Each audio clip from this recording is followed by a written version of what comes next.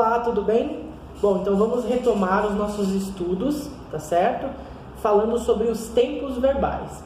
Então, no nosso último encontro, nós falávamos sobre o texto, né, do Jamie Oliver, e ali também nós fizemos algumas questões que nada mais representa do que a revisão dos tempos verbais, né, em forma de pergunta. Então, as respostas dessas questões nos fazem relembrar os tempos verbais. Então, o primeiro tempo verbal que nós vamos rever hoje é o Present Simple, certo? O Present Simple, ele dá informações gerais sobre uma pessoa, certo? Tanto sobre mim quanto um terceiro. Ele dá informações sobre o presente, né? Então, Present Simple começa lá do verbo to be e se estende até os verbos de ação.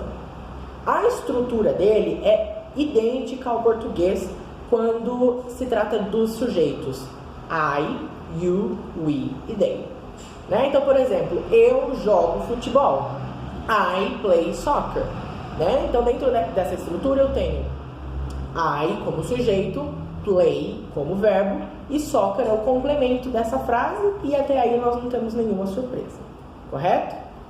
Quando nós vamos falar de frases afirmativas no Present Simple, nós temos alterações, né? Nós temos algumas regras que precisam ser seguidas quando os sujeitos são he, she e it, o que a gente também chama de terceira pessoa do singular.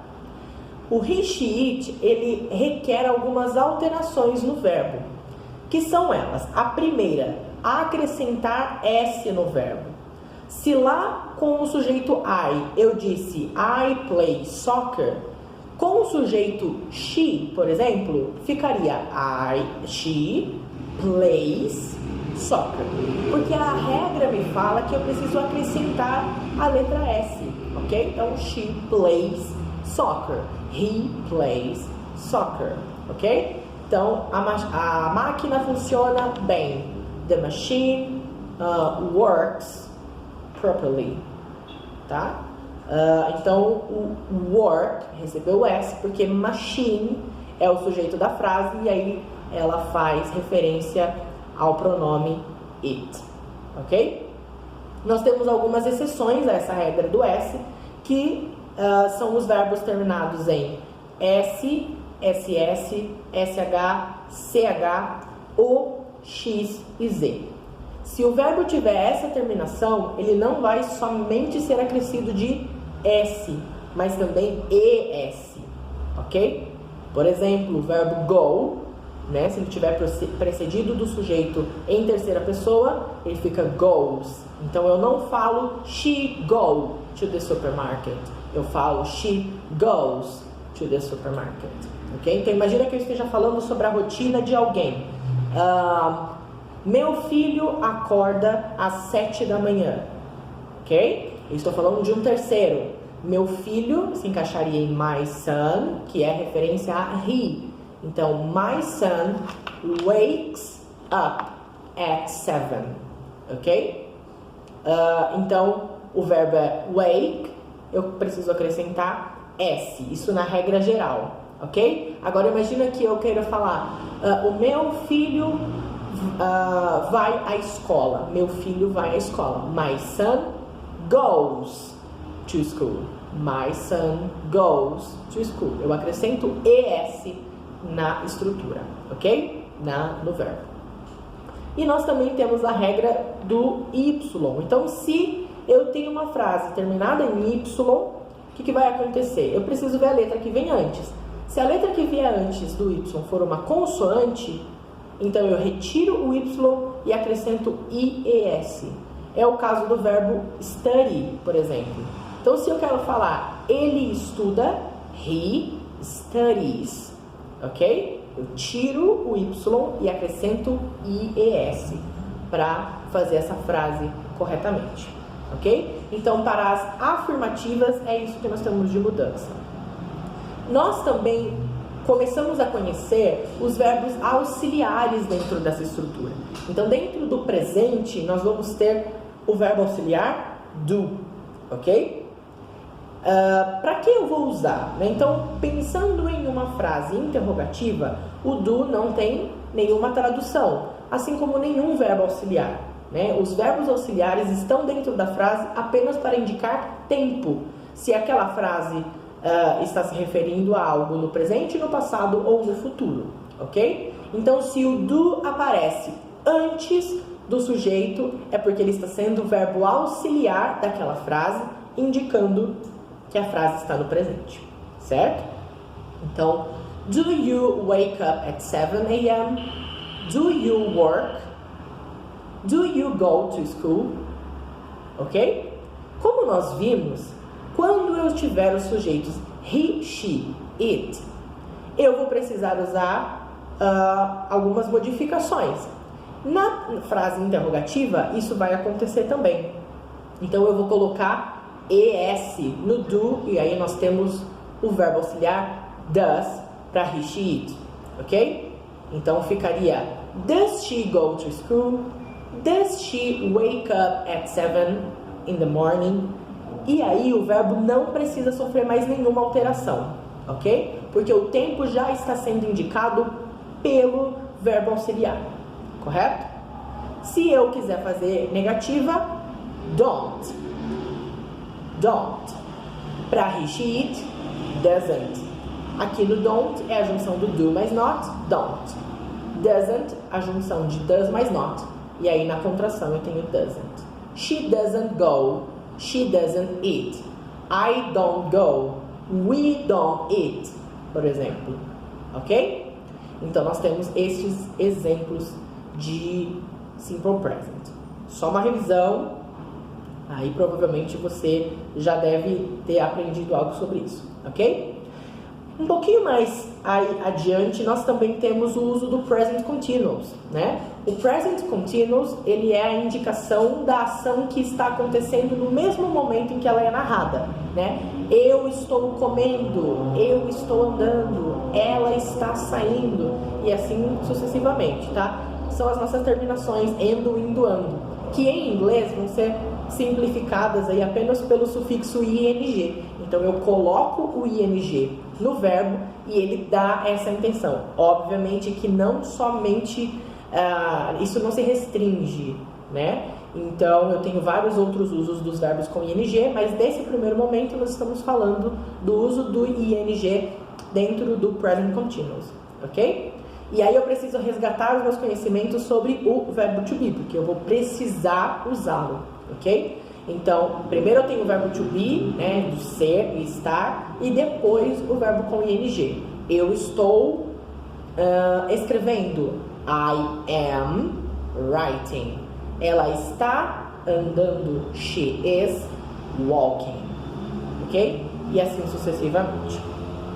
Como quem rege essa frase é o verbo to be, se eu quiser fazer uma frase afirmativa, eu sigo essas regras. Se eu quiser fazer uma frase interrogativa, eu troco de lugar o sujeito com o verbo to be. E se eu quiser fazer uma negativa, eu uso am not, isn't ou aren't, ok? Então, isso é o present continuous. Nós também vimos aí o uso do past simple. Past simple, eventos que aconteceram no passado, terminaram no passado, ok? E eles são marcados por uma time mark, ok? Isso é fundamental lembrar, ok? Porque eu conheço o tempo, eu sei quando a ação acabou. Eu fui ao parque ontem. I went to the park yesterday. Eu fui ao parque ontem. Então eu sei quando aconteceu, essa ação já se findou, ok? Quando nós falamos de frases afirmativas dentro desse tempo, nós devemos lembrar que existem duas classificações de verbo: os verbos regulares e os verbos irregulares. A característica central do verbo regular é a finalização com ed. Então, os verbos regulares são acrescido de ed no final, e essa é a conjugação deles no passado, certo?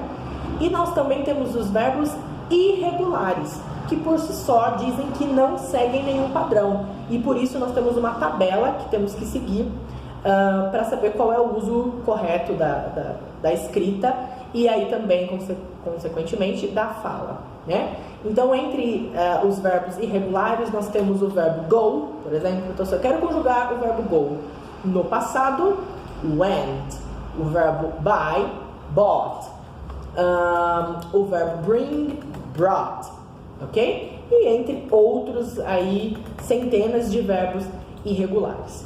Certo? Isso nas frases afirmativas. Dentro das frases interrogativas, a única coisa que vai mudar é que ao invés do auxiliar do e does, nós vamos mudar did, ok? Nós vamos usar o did para todos os sujeitos, o que já facilita bastante, ok? Então, se eu quiser criar uma interrogativa, no passado eu uso o did antes do sujeito, ok? Por exemplo, did you go to the park yesterday? Did you go to the park yesterday? Você foi ao parque ontem? Ok? E aí percebam que eu não altero o verbo, porque, de novo, o did já está fazendo essa indicação de tempo, então eu não preciso ser redundante nessa informação. Ok? A negativa fica didn't, ok? Então eu junto did mais o not, na contração eu tenho didn't. Outro tempo verbal que apareceu na nossa revisão é o future, ok? E a forma de future que nós estudamos lendo essas questões é a forma do be going to, ok? Então essa é a expressão de futuro. Eu uso o verbo to be, no is, am and are, mais going to, mais o verbo que se realizará no futuro. Então, por exemplo, eu vou para casa após a aula. Eu vou para casa após a aula. I'm going home after the class. Ok? Essa tem ainda uma discussão por conta do uso duplo do verbo go, né? Então vamos colocar em um outro exemplo. Eu vou escrever uma carta para um amigo. I am going to write a letter to a friend. Ok? Então eu vou escrever a carta a um amigo. I'm going to take a shower. Eu vou tomar banho. Lógico que a gente pode usar as abreviações do verbo to be também. I'm going to, she is going to, e aí coloco o verbo na frente, que é a indicação de que algo vai acontecer no futuro. Mais uma vez, quem rege essas frases é o verbo to be, ou seja, interrogativa, inverte o to be com sujeito. E negativa, a negativa do to be. Am not, isn't, and aren't. Ok? Então essa foi a revisão dos tempos verbais. Não vamos mais a fundo nisso, porque já estamos aí no nível pré-intermediário. Esses conteúdos é só para relembrarmos mesmo, para darmos sequência nos nossos estudos, certo? Bom, então espero que tenha anotado possíveis dúvidas, ou sanado todas elas nessa explicação. Qualquer coisa, só me chamar e aí a gente faz os questionamentos, as coisas que forem aparecendo, certo? Então nós já vamos para a próxima matéria, e aí se você já quiser dando uma olhadinha aí, que é Subject Question, ok? Muito obrigado.